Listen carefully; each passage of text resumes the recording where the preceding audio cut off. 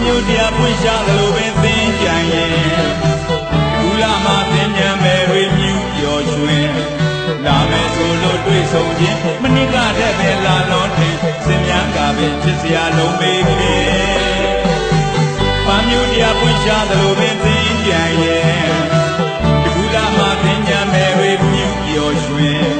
လာမယ်ဆိုလို့တွေ့ဆုံခြင်းမနစ်ကတည်းပဲလာလို့ထင်စင်မြန်းကပင်ဖြစ်စရာလုံးမေးခင်